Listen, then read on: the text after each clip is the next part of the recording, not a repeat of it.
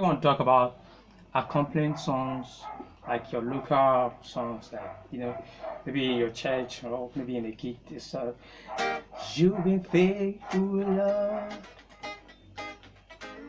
So what you first do is not you've been faithful, Lord. No. You don't just bump into soloing and all of that. You first understand the song. You've been faithful, Lord. Make sure you follow that progression. Faithful, Lord. Then you.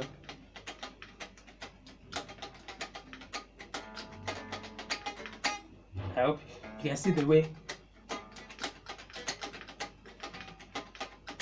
Even if there's no drama, I think I've created a kind of beat. You've been faithful, Lord. From the ages past, try your name.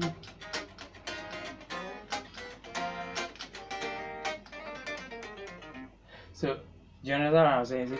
You first of all get the rhythm, like the progression. After the progression, make your timing very strong, your strumming. Okay, let me try and change the song.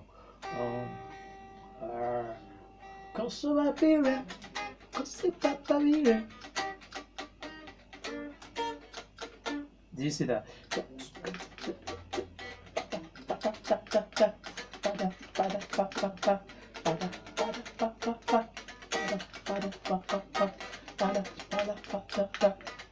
So strumming is very important. I'm telling you, if you did not improve your strumming, you'll really be lacking behind in music, because it will not give you some taste of music you want. It will not give you some taste. I can just go so you watch it. Of course I'm striking, but it's just like normal. So, but if you can strike very well, like strum very well, you can create the rhythm you want in your head.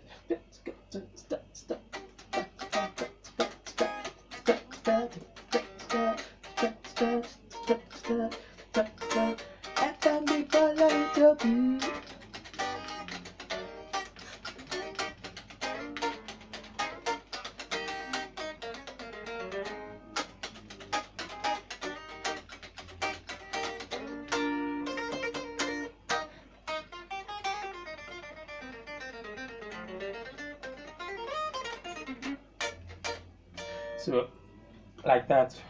So you have to really understand the song, figure out the progression, the beat, that create the kind of strumming pattern. Roll with the song, feel it, okay, so that you can really enjoy. So after that, then when you want to enter your solo, that should be maybe after some, let's say 4 bar, or maybe the song has repeated over some quite good number of times, not just repeating solo everything. I see some guitarists, and it's multi. Hey Charlie, you have to calm down, okay? You don't need to put everything in at a time. You have to calm down and watch your solo. You can arrange it, let it have some sense. For example, maybe the first time they gave you the pattern to solo. Okay, this time around you only use one note, like okay,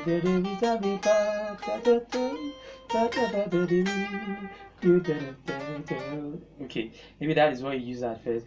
The second time you get it.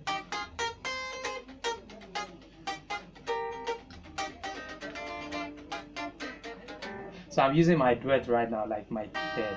So maybe the next time you can use your octave.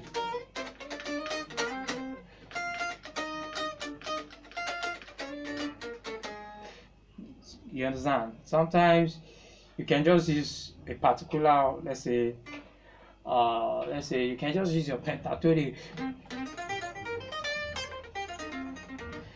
Okay, you make sure it varies. You don't just keep playing the same thing, the same intro, the same interlude, No, you make sure they vary, so that is why how they can know, oh, you are a mature person when you play. Okay, so I actually study these things when I listen to people play.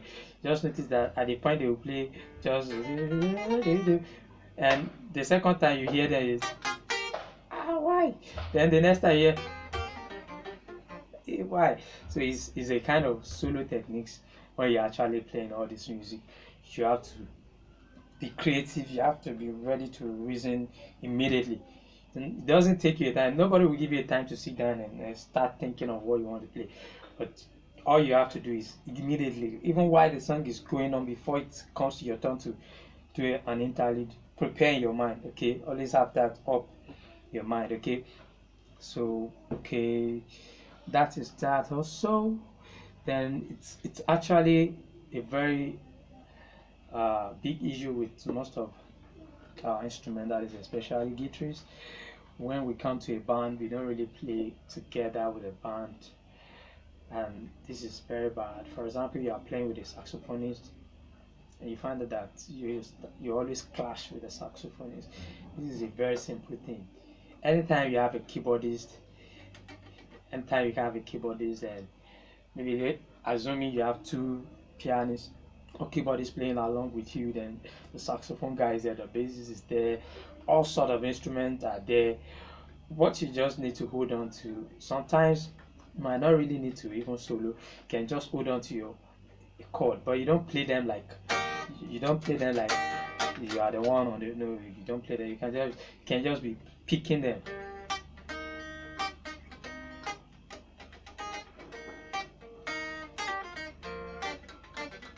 You see, I'm just